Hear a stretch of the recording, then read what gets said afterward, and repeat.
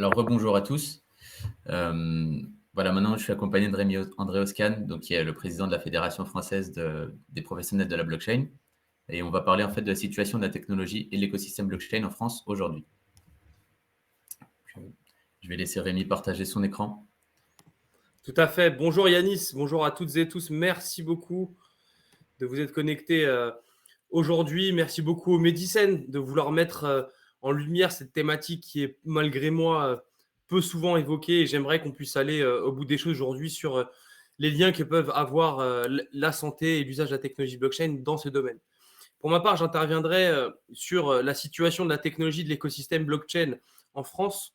Je pense que c'est important que vous puissiez avoir des éléments qui vous permettent de pouvoir comprendre qu'on a un écosystème extrêmement dynamique et dont la croissance a accéléré fortement dans le contexte lié au Covid, qui est un formidable catalyseur pour le développement de l'écosystème français. Donc, si vous avez des questions, n'hésitez pas à les poser dans le chat ou à moi-même, je me ferai un plaisir de pouvoir y répondre.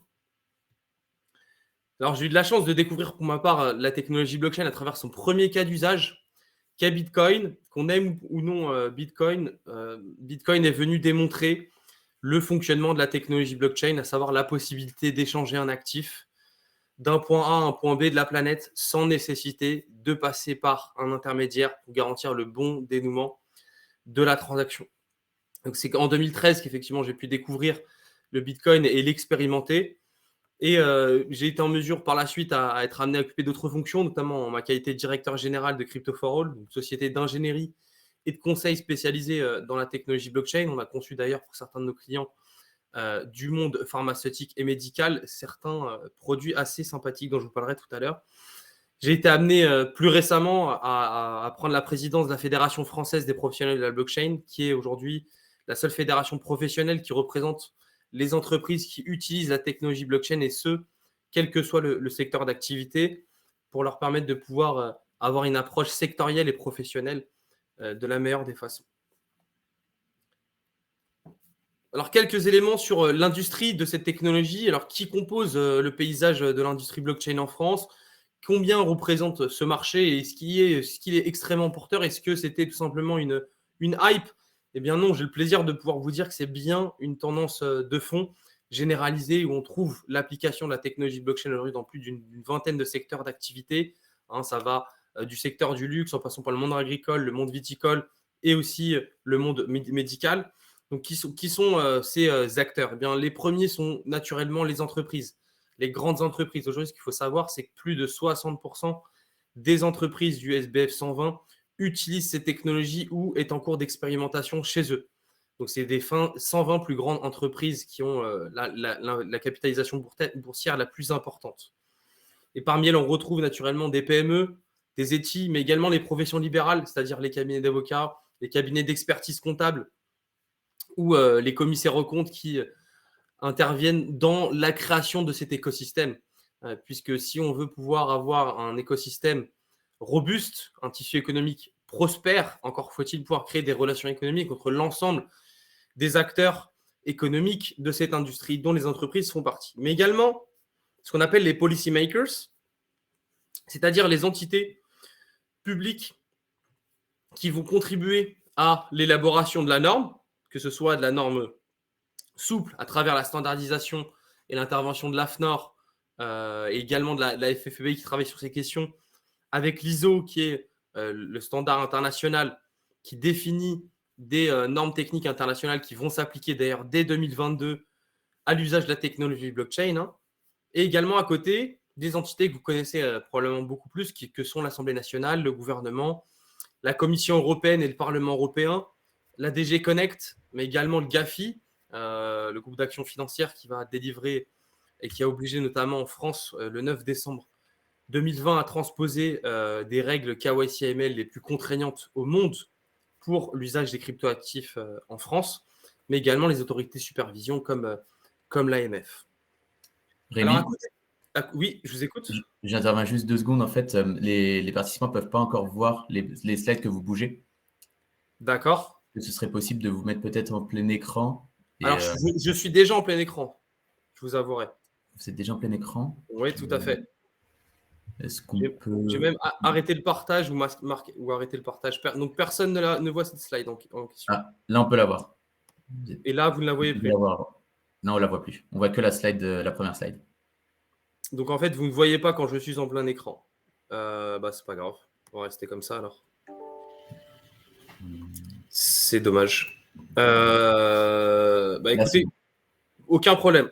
On va reprendre. Donc, le paysage de l'industrie de la technologie blockchain est composé globalement de plusieurs entités qui vont avoir un rôle prédéfini et qui vont contribuer justement à alimenter, à faire grossir cet écosystème. Il est, comme je vous le disais il y a quelques instants, compris des grandes entreprises, mais également des petites et moyennes entreprises, des ETI et des professions libérales, mais également de ce qu'on appelle les policy makers, c'est-à-dire ceux qui vont être à l'origine de la loi, donc le législateur, qui vont pouvoir prendre la plume d'une façon ou d'une autre. Dedans, on retrouve naturellement l'Assemblée nationale et le gouvernement, mais également la Commission et le Parlement européen, dont la plus récente initiative porte sur le marché des cryptoactifs avec MiCA, dont l'actualité a été extrêmement nourrie ces derniers jours, mais on y reviendra peut-être.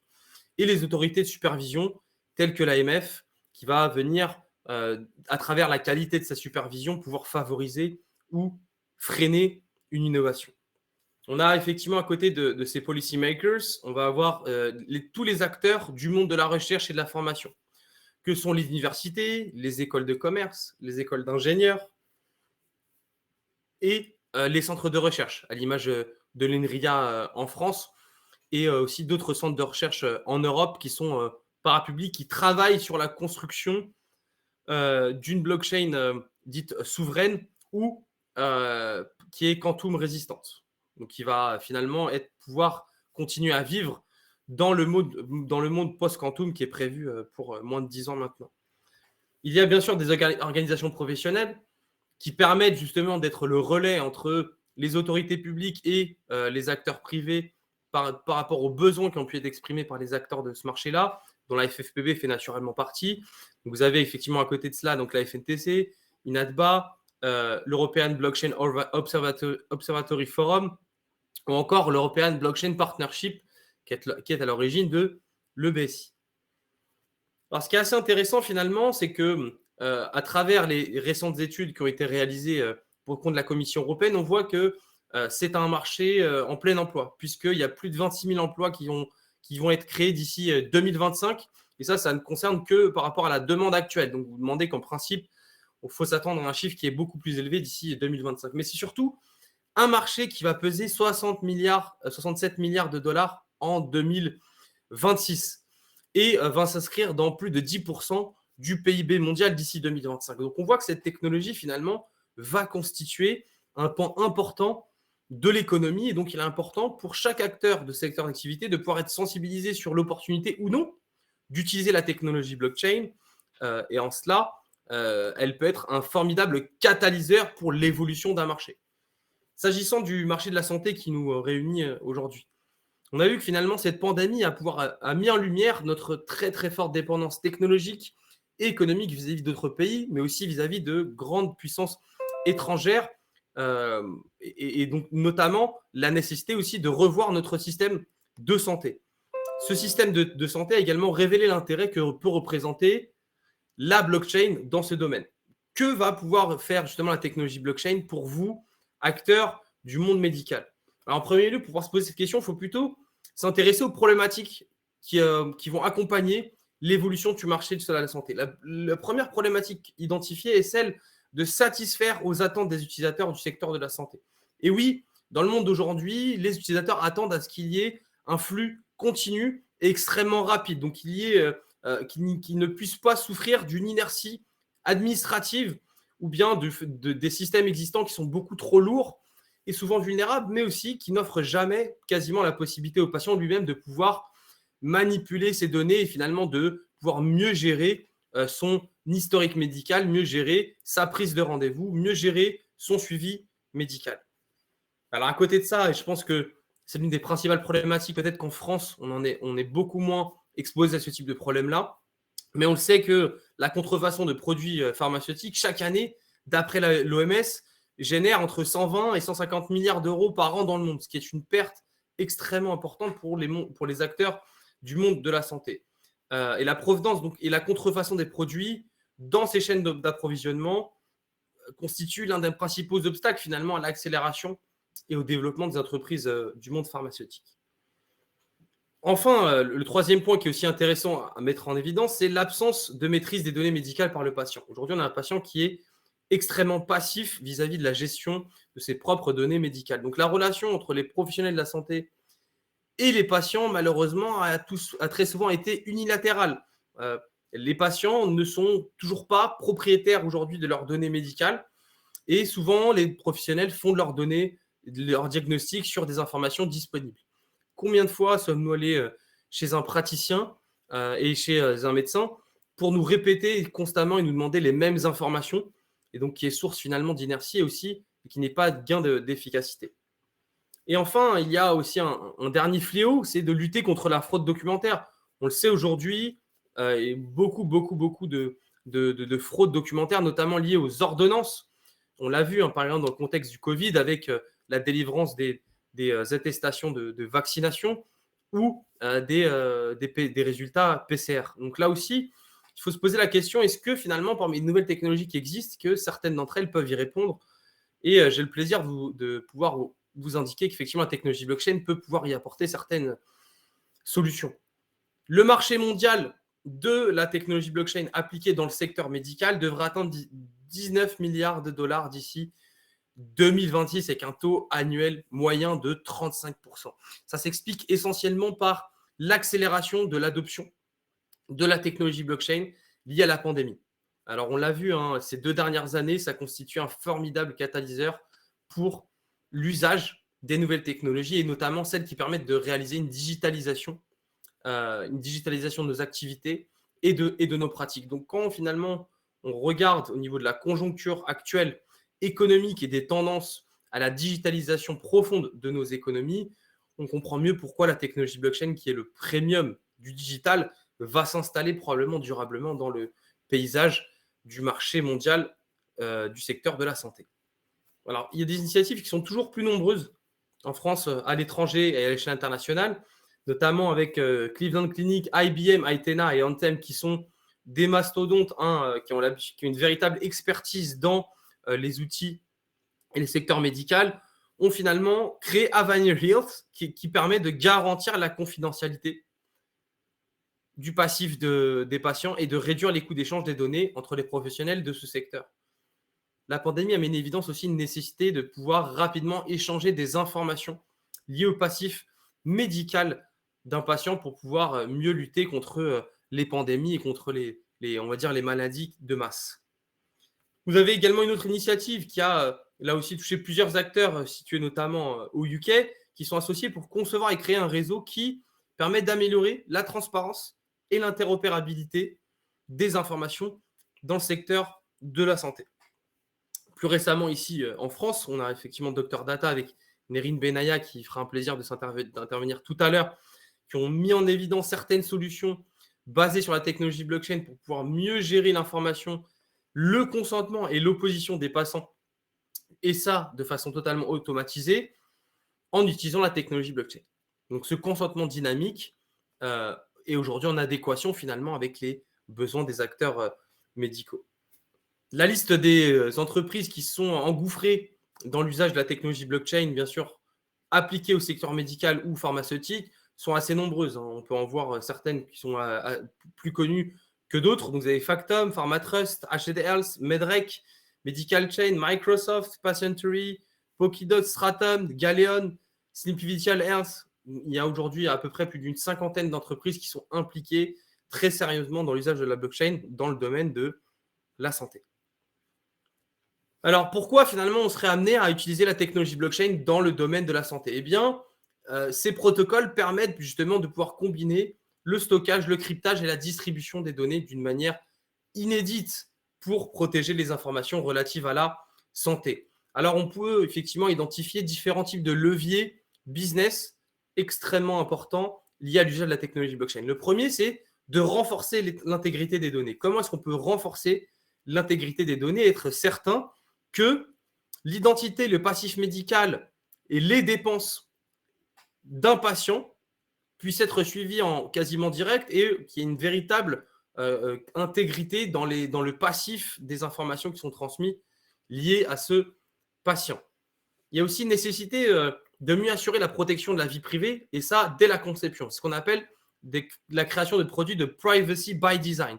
Ce que permet justement de pouvoir réaliser la blockchain, c'est de préserver ces attributs de la vie privée numérique tout en permettant un partage des données entre les professionnels du secteur, tout en garantissant qu'il y a bien eu le consentement à l'échange de ces données médicales. Donc, au-delà du contexte réglementaire lié au traitement des données, il y a également une nécessité de répondre à un besoin temporel qui est celui de pouvoir garantir la vie privée de nos patients.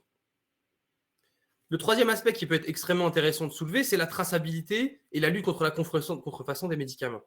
Vous le savez, probablement le médicament le plus contrefait au monde est la fameuse pilule bleue de Pfizer, c'est-à-dire le Viagra.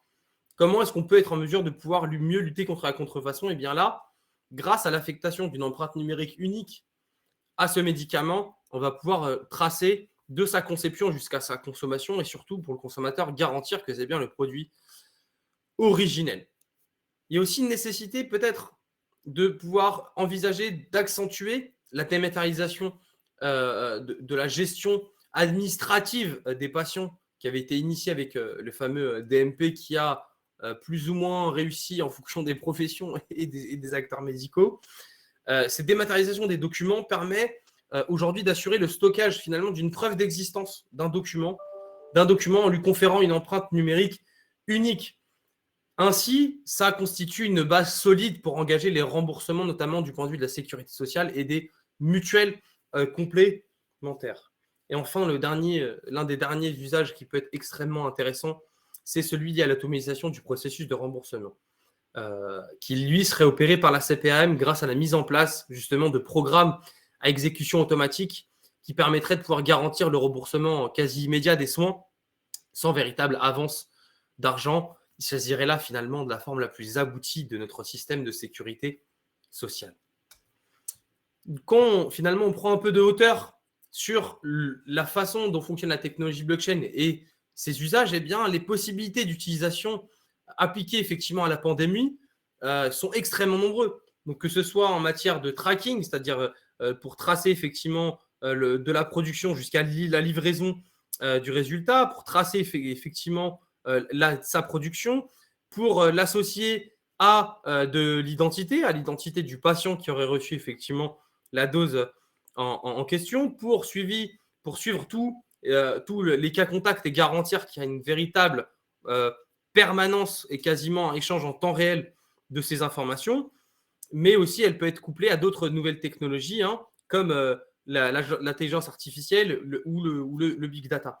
Donc, on voit finalement que c'est une technologie qui est extrêmement modulable, qui peut venir s'appuyer sur n'importe quel système d'information pour lui ajouter une couche supplémentaire en termes de sécurité, en termes d'intégrité ou même en termes de lisibilité lorsque vous êtes des professionnels du secteur et que vous souhaitez finalement échanger des informations entre vous.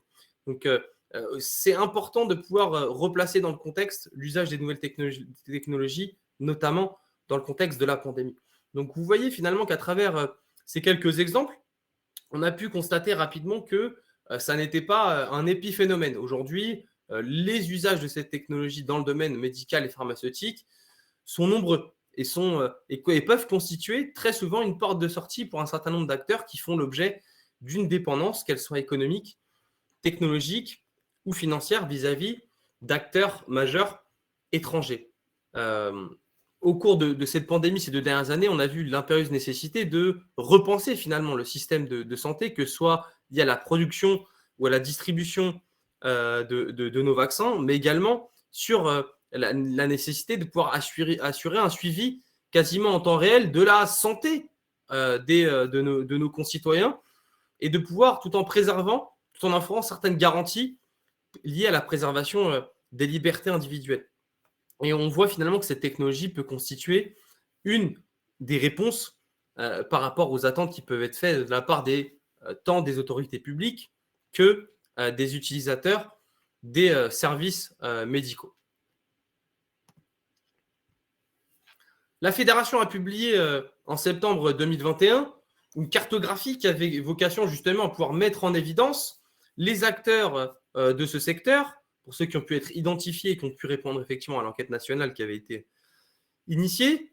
Et on voit qu'il y a de nombreux secteurs d'activité qui sont effectivement impactés par l'usage de cette technologie, notamment que le secteur de l'énergie et de l'environnement, mais également effectivement le secteur de la santé qui finalement est un secteur qui fait l'objet d'une plus grande prédation de la part des professionnels de la blockchain que ne l'est le secteur de l'assurance, des RH ou bien le secteur du transport ou de l'immobilier. Donc cette cartographie, vous en doutez bien, la prochaine sera publiée en septembre 2022, sera encore bien plus nourrie puisque on a pu constater une véritable explosion du nombre d'entreprises qui utilisent la technologie blockchain et forcément le monde de la santé, le monde pharmaceutique n'échappe pas à cette réalité. Alors là, pour une bonne précision, il ne s'agit qu'effectivement d'une carte des acteurs français, puisque aujourd'hui en Europe, il faut compter à peu près plus d'une quinzaine de milliers d'entreprises qui exercent aujourd'hui en tant que professionnels dans l'usage de la technologie blockchain. Et la FFPB est ravie de pouvoir s'en faire l'écho pour les acteurs français. J'aimerais terminer avec vous, tout simplement avec une phrase de Charles Darwin qui prend tout son sens aujourd'hui et encore plus, qui disait que ce n'est pas finalement l'espèce la plus forte, ni même l'espèce qui fait preuve de la plus grande intelligence qui pourra survivre, mais celle qui fera preuve de la plus grande capacité d'adaptation. J'espère que nous saurons nous adapter dans ce contexte extrêmement évolutif, tant du point de vue médical que d'un point de vue de la conjoncture économique et maintenant d'un point de vue peut-être potentiellement militaire avec le conflit qui est aux portes de l'Europe actuellement. Je vous remercie de m'avoir écouté et je vous souhaite une excellente journée dans le cadre du Medicène. Merci, merci Rémi. Merci pour cette présentation très claire. Il nous reste encore 5 bonnes minutes. Donc, Oui. si l'audience a des questions, n'hésitez pas à les poser dans le chat. On pourra les poser à Rémi sans problème.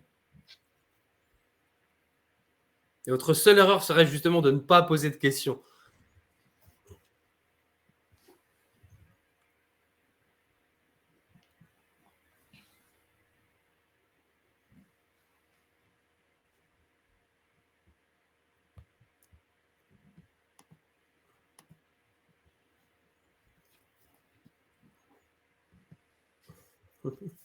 Bien, je pense qu'on peut dire qu'on a répondu à presque toutes les questions, étant donné qu'il n'y a pas de main qui se lève ou plutôt de visage qui se montre à distance. Je pense qu'on peut partir sur ça, oui.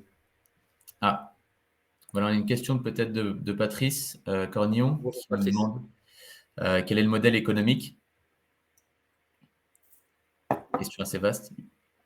Alors, je crois comprendre qu'à travers votre question, vous posez la question de la valorisation des entreprises qui utilisent la technologie blockchain et comment est-ce qu'on peut aujourd'hui créer une véritable valeur ajoutée dans un business qui est déjà ongoing.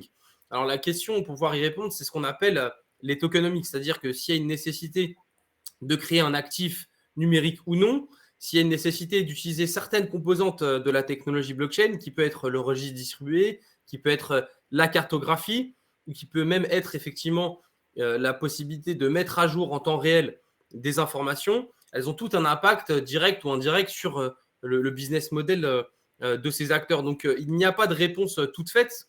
Il y a simplement une nécessité de pouvoir se pencher sur la façon dont cette entreprise aujourd'hui gagne son argent. Est-ce que la technologie blockchain aujourd'hui constitue un nouveau levier, source de nouvelles revenus, ou bien si c'est tout simplement uniquement de la dépense qui permet de pouvoir avoir un gain opérationnel ou pour rendre beaucoup plus efficient la nature des services qui sont posés. Mais si vous avez une entreprise type, par exemple, je serais ravi de pouvoir y répondre. Merci Rémi. On a une autre question de Coraline Lozache qui nous demande quelles sont les normes réglementaires dans le cadre d'un développement d'une application blockchain. Alors, ce qui est très intéressant, c'est que, à l'image d'Internet, vous ne pouvez pas réglementer une technologie. Vous réglementez l'usage de cette technologie. C'est pourquoi, en France, aujourd'hui, les principaux usages qui ont été réglementés de la technologie blockchain concernent le domaine financier. Donc, le transfert de titres financiers non cotés ou bien l'émission de ce qu'on appelle d'actifs numériques qui peuvent prendre la forme d'utility token ou de payment token. Donc ça, c'est dans le cadre d'une opération de financement. Après, maintenant, si vous souhaitez proposer ce qu'on appelle des services sur actifs numériques, vous pouvez également le faire. Et dans ce cas-là, ça implique des obligations d'enregistrement. Appliquées dans le domaine de la santé, aujourd'hui, il n'y a pas de réglementation spécifique liée à l'usage de la technologie blockchain dans le domaine de la santé. Donc, compte tenu de cette situation, ça ne signifie pas qu'il faut obligatoirement une réglementation spécifique dans cette perspective, mais plutôt se poser la question de dire est-ce que le fait d'utiliser la technologie blockchain me permet, moi, en tant que praticien de la santé, de respecter mes obligations actuelles? Si oui, dans ce cas-là, ça ne pose aucun problème. Si ça n'est pas le cas, il convient d'adapter la technologie blockchain aux besoins réglementaires qui ont été exprimés de la part de ces praticiens. Et c'est ça qui est extrêmement beau avec cette technologie, c'est une technologie qui est très modulable, très facilement modifiable et qui peut s'adapter aux réalités des contraintes réglementaires telles que GDPR. Merci Rémi. On a une question de Pauline Sossol. Donc, quels sont les freins actuellement à l'adoption de cette technologie par les professionnels? Alors, bonjour Pauline, merci beaucoup de poser cette question. Alors, le principal frein est lié justement à une méconnaissance de ce que peut apporter la technologie. Alors, je ne parle pas du fonctionnement en elle-même, parce que je pense que si je pose la question à l'audience aujourd'hui, qui pourrait me répondre si je l'interrogeais sur comment fonctionne Internet et quelles sont les composantes de cette technologie? Très probablement que 99% des gens ne pourront pas répondre. Et à vrai dire, c'est légitime. Pour une simple bonne raison, c'est que lorsqu'il y a une innovation technologique, il faut se demander pourquoi. Que peut apporter cette technologie? Avec Internet, la réponse était assez simple finalement. De pouvoir échanger de l'information à l'autre bout de la planète, avec n'importe qui, de pouvoir faire du commerce en ligne.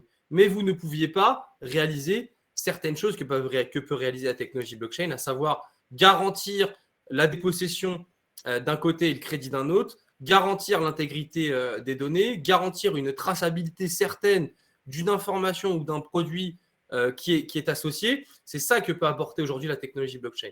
Donc, si on veut effectivement favoriser les acteurs d'un secteur à pouvoir utiliser la technologie blockchain, il faut pouvoir expliquer en quoi elle constitue la seule et unique technologie qui permet de répondre soit à des besoins actuels d'un marché considéré, soit pouvoir développer peut-être des nouveaux usages qui n'existaient pas au préalable, tout comme la technologie blockchain joue un rôle majeur dans le développement du métaverse dont vous avez tous entendu parler. Elle permet de pouvoir justement mieux monétiser facilement ce qui se vend dans ces univers, justement. Donc, c'est cette approche-là, je pense, qui me semble être la meilleure pour pouvoir essayer de convaincre autant que faire se peut les acteurs d'un secteur donné. Merci beaucoup Rémi. Le live est terminé. Merci à Elodie, Christophe et Inès qui ont posé d'autres questions. Je vous prierai de bien vouloir les poser peut-être dans les sessions qui suivent. Il faut qu'on avance. Merci encore de votre présence. Merci pour toutes vos questions également. Je vous donne rendez-vous dans la session d'après avec Yvan Delatour. Merci Rémi, très bonne journée. Merci beaucoup. N'hésitez pas si vous avez des questions à me contacter sur les réseaux sociaux. Je me ferai un plaisir de pouvoir y répondre. Et surtout, prenez soin de vous. Merci beaucoup. À tout de suite dans l'autre session. À tout de suite.